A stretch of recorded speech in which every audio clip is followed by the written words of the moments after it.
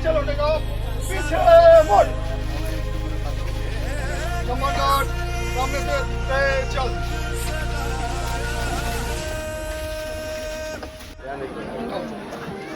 দুর্গাপূজায় ফেরার কথা, তার আগেই ফিরল প্রমীরের কফিনবন্দি নিথর দেহ। দুর্গাপূজায় বাড়ি ফেরার কথা ছিল 25 বছরের সিআইএসএফ জওয়ান প্রমীর সরকারের। পরিবারের সঙ্গে পুজোর আনন্দ ভাগ করে নেওয়ার কথা ছিল তার, কিন্তু সেই ফেরা আর হলো না। সোমবার দুপুরে কফিনবন্দি হয়ে বাড়ি ফিরল প্রমীরের নিথর দেহ। কুশিয়ার বাড়ি থেকে বিশাল র্যালির মাধ্যমে প্রমীরের কফিন নিয়ে যাওয়া হয় তার পুটিমারির বাড়িতে। রাস্তার দুপাশে মানুষের ভিড় আর গোটা পথ জুড়ে নেমে আসে এক অদ্ভুত নিস্তব্ধতা। কফিনবন্দি প্রমীরের শেষ যাত্রায় যেন স্তব্ধ হয়ে যায় গোটা এলাকা। উল্লেখ্য, রাজস্থানের রাওয়াতভাটা নিউক্লিয়ার পাওয়ার প্ল্যান্টে কর্তব্যরত অবস্থায় গুলিবিদ্ধ হয়ে মৃত্যু হয় প্রমীরের। কোচবিহারের মাথাভাঙ্গা 2 ব্লকের সাউথের বস পুটিমারি গ্রামের বাসিন্দা ছিলেন তিনি। মাত্র 25 বছর বয়সেই থেমে গেল তার জীবন। সোমবার সকাল থেকেই প্রমীরের বাড়িতে ভিড় জমাতে শুরু করেন গ্রামবাসীরা।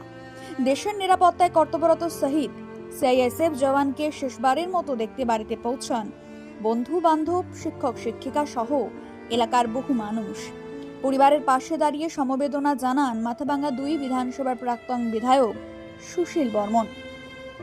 প্রমীরের বাবা পরিমল বর্মন পেশায় কাঠমিস্ত্রি। বাড়িতে রয়েছেন মা, বাবা ও ভাই। পরিবারের জন্য বাড়ি তৈরির স্বপ্নও দেখেছিলেন প্রমীর। বাড়ি তৈরির কাজও শুরু করেছিলেন। দুর্গাপূজায় বাড়ি ফেরার অপেক্ষায় ছিল তার পরিবার, কিন্তু পুজোর আগেই এলো তার মৃত্যুর সংবাদ। উল্লেখ্য, 2025 সালের ব্যাচে সিআইএসএফ এ যোগ দিয়েছিলেন প্রমীর। প্রায় 6 মাস আগে তার পোস্টিং হয় রাওয়াতভাটায়। শুক্রবার রাত 1:30 নাগাদ ডিউটিতে যোগ দেন তিনি। শনিবার ভোর 5টায় ডিউটি শেষ হওয়ার কথা ছিল, কিন্তু তার মাত্র কিছুক্ষণ আগে ভোর 4:30 নাগাদ রিঅ্যাক্টর বিল্ডিং এর বাইরে নিরাপত্তার দায়িত্বে থাকাকালীন আচমকাই শোনা যায় গুলির শব্দ। ঘটনাস্থলে গুলিবিদ্ধ অবস্থায় তাকে উদ্ধার করে হাসপাতালে নিয়ে যাওয়া হলেও শেষ রক্ষা হয়নি। সূত্রের খবর, তার সার্ভিস রাইফেল থেকেই গুলি ছোড়া হয়েছিল এবং গুলি লাগে একেবারে বুকে গিয়ে।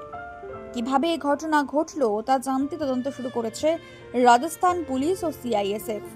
কয়েক ঘন্টা পর ডিউটি শেষ করে রুমে ফেরার কথা ছিল প্রমীরের। আর কয়েকদিন পর দুর্গাপূজায় বাড়ি ফেরার কথা ছিল, কিন্তু জীবন্ত অবস্থায় আর ফেরা হলো না। পুজোর আনন্দের বদলে বাড়িতে এলো কফিনবন্দি দেহ। ঘটনায় শোকস্তব্ধ গোটা পুটিমারি। ব্যুরো রিপোর্ট, একেটিভি বাংলা।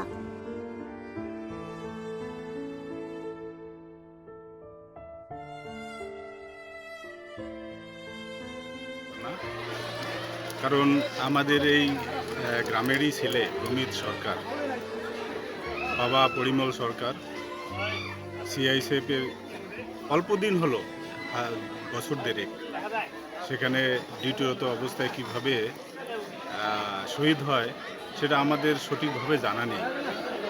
তো তার বাবা, মা, আত্মীয় স্বজন সবাই শোকাহত। আমাদের কোনো ভাষা নেই তাদের আশ্বাস দেওয়ার জন্য, তাদের এই বেদনা পূরণের কোনো ভাষা নেই। আমরা সমবেদনা জানাচ্ছি। আমরাও গভীর শোকাহত যে আমাদের একটা ছেলে দেশের কাজে গিয়ে এইভাবে শহীদ হলেন। সেজন্য আমরা সবাই গ্রামের মানুষ এখানে আসছি তাকে শেষ বিদায় জানানোর জন্য, শেষ সম্মান জানানোর জন্য। দেশের কাজে গিয়ে যেভাবে আত্মবলিদান দিল তার জন্যই আমরা তাকে সম্মান জানাচ্ছি, স্যালুট জানাচ্ছি। আমাদের গর্বের প্রমীর সরকার।